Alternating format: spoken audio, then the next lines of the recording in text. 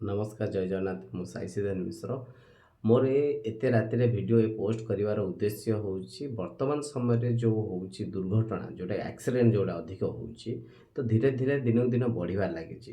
तो a matter को लेकिन यार मूल उद्देश्य कौन मु बारंबार अभियोग करिछि ट्वीट माध्यम रे एक्स प्लेटफॉर्म रे भी मु माने पोस्ट करिछि सोशल मीडिया रे भी समस्त टैग करके अभियोग करछि अनुरोध करिछि କିନ୍ତୁ ସବୁ ଅଣदेखା କରୁଛନ୍ତି କ'ଣ ପାଇଁ ମୁଁ ଜାଣିପାରୁନି। ତ ପରିବହନ ବିଭାଗକୁ ବାରମ୍ବାର ଅନୁରୋଧ କରିଛି, ତ ତାପରେ ବି ଅଣଦେଖା କରୁଛନ୍ତି। ଆକ୍ସିଡେଣ୍ଟର ଗୋଟେ ମୂଳ ଉଦ୍ଦେଶ୍ୟ ହେଲା ହେଉଛି ଡ୍ରାଇଭର। ଡ୍ରାଇଭର କ'ଣ ନା ଦେଖନ୍ତୁ, ମୁଁ ମୁଁ ସ୍କୁଟି ଚଲାଉଛି, ମୁଁ କାର୍ ଚଲାଉଛି। ମୋତେ ଏଇଖିଣି ଗୋଟେ ଯଦି ଟ୍ରକ୍ ଦେବେ ମୁଁ ଚଲେଇ ପାରିବି, କିନ୍ତୁ ସେଇ ଟାଇପ୍‌ର ଚଲେଇ ପାରିବିନି। ମାନେ ଗୋଟେ ଏମର୍ଜେନ୍ସି କିଛି ଗୋଟେ ଆଗକୁ କ'ଣ କିଛି ଗୋଟେ ହଠାତ୍ କ'ଣ ଆସିବ ତାକୁ ମ୍ୟାନେଜ୍ କରିପାରିବିନି, କଣ୍ଟ୍ରୋଲ୍ କରିପାରିବିନି। ତ କିନ୍ତୁ ଚଲେଇ ପାରିବି ସେଇଭଳିଆ।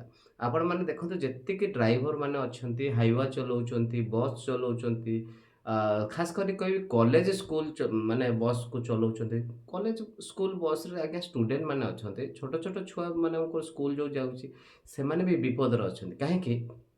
ପ୍ରତ୍ୟେକ ଡ୍ରାଇଭର ଯେଉଁମାନେ ହେଭି ଗାଡ଼ି ଚଲାଉଛନ୍ତି ବର୍ତ୍ତମାନ ଦେଖନ୍ତୁ ଆ, ମାନେ ଏଇ କିଛି ଦିନ ପୂର୍ବରୁ ବିରେନ ମିତ୍ର ପାର୍କ ପାଖରେ ଗୋଟେ ସ୍କୁଲ ବସ୍ ବାଇକ୍ ବାଲାକୁ ଧକ୍କା ଦେଲା, ବାଇକ୍ ବାଲା ମରିଗଲା। ତାପରେ ଏବେ ଦେଖନ୍ତୁ ବାଦାମବାଡ଼ିରେ ଆଜ୍ଞା ଗୋଟେ ବସ୍‌ଟେ ଧକ୍କା ଦେଲା, ଗୋଟେ ଲୋକଟେ ମରିଗଲା। ଦେଖନ୍ତୁ ଯଦି କଟକରେ ଦେଖିବେ ଯେ ଆମର ପିସିଆର୍ ଉପରେ ମାନେ ସେ କ'ଣ କରିଛନ୍ତି ଗୋଡ଼ି ମାଟି ହେରିକା ଢାଳି ଦେଉଛନ୍ତି କିଏ? ଯୋଉ ଅଲଗା ହେଭି ଗାଡ଼ି ଯୋଉଟାକି ଏବେକାର କେସେସ୍ ଜୋବ୍ରା ପାଖରେ ଯୋଉ କଟକ ମାନେ ଆଇ ଲଭ୍ କଟକ ପାଖରେ।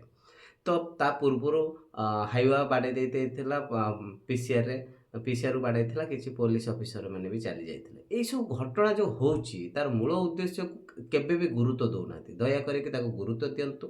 ମୂଳ ଉଦ୍ଦେଶ୍ୟ ହେଲା ହଉଛି ଡ୍ରାଇଭର ଯୋଉଟାକି ଡ୍ରାଇଭିଂ ଲାଇସେନ୍ସ ଏକ୍ସପିରିଏନ୍ସ ଯୋଉଟାକି ଡ୍ରାଇଭିଂ ଲାଇସେନ୍ସ କମ୍ ସେ କମ୍ 8 ବର୍ଷରୁ ଉର୍ଦ୍ଧ୍ୱ ଥିଲେ ତାକୁ ଏ ହେଭି ଗାଡ଼ି ଦେବା ଦରକାର। ଏଟାକୁ ଯାଞ୍ଚ କରିବା ଦରକାର ପରିବହନ ବିଭାଗ। ଆଉ ପରିବହନ ବିଭାଗକୁ ଅନୁରୋଧ କରି ସ୍ପେଶାଲ କ'ଣ ଯେଉଁମାନେ ସ୍କୁଲ ବସ୍, କଲେଜ ବସ୍ ଅଛି ସେମାନେ ଆମର ଭବିଷ୍ୟତ ଆଜ୍ଞା ଷ୍ଟୁଡେଣ୍ଟମାନେ। ତ ସେମାନେ ଯେହେତୁ ଦେଶର ଭବିଷ୍ୟତ ସେମାନଙ୍କୁ ଗୁରୁତ୍ୱ ଦରକାର। ସେ ଯେଉଁମାନେ ବି ତାଙ୍କୁ ଡ୍ରାଇଭର କୁ ରଖୁଛନ୍ତି କମ୍ ସେ କମ୍ 8 ବର୍ଷରୁ 10 ବର୍ଷରୁ ଉର୍ଦ୍ଧ୍ୱ ଥିବା ଦରକାର। ତାପରେ ଆଉ ଯେଉଁମାନେ ସବୁ ଏଇ ଯେଉଁ ବସ୍ ଚଲାଉଛନ୍ତି, ଟ୍ରକ୍ ଚଲାଉଛନ୍ତି ସେମାନେ ବି 8-10 ବର୍ଷ ଲାଇସେନ୍ସ ଥିବା ଦରକାର। ଏଇଟା ଗୋଟେ ଗାଇଡ଼ଲାଇନ୍ ତିଆରି ହଉ, ତାହେଲେ ଦେଖିବେ ଯେ 99% ଆକ୍ସିଡେଣ୍ଟ ଆଜ୍ଞା କମିଯିବ। ତାପରେ ତ ମଦ୍ୟପାନ ଅମୁକ ସେଇଟା ତ ଅଲଗା କଥା। ସେଗୁଡ଼ାକୁ ବି ଗାଇଡ଼ଲାଇନ୍ ହବ, ସେଇଟା ମଦ୍ୟ ବନ୍ଦ ହେଲେ ଯାଇକି ଆଜ୍ଞା ହବ।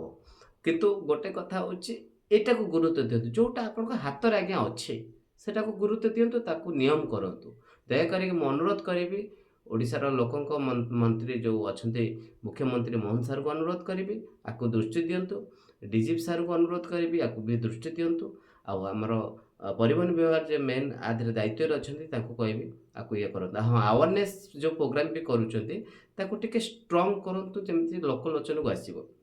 ତ ନିହାତି ମୁଁ ଏତିକି ଅନୁରୋଧ କରିବି। ଆଉ ଏତେ ରାତିରେ ପୋଷ୍ଟ କରିଥିବାରୁ ସରି, ଯଦି ଭୁଲ ଥିବ କ୍ଷମା କରିଦେବେ। ନମସ୍କାର, ଜୟ ଜଗନ୍ନାଥ।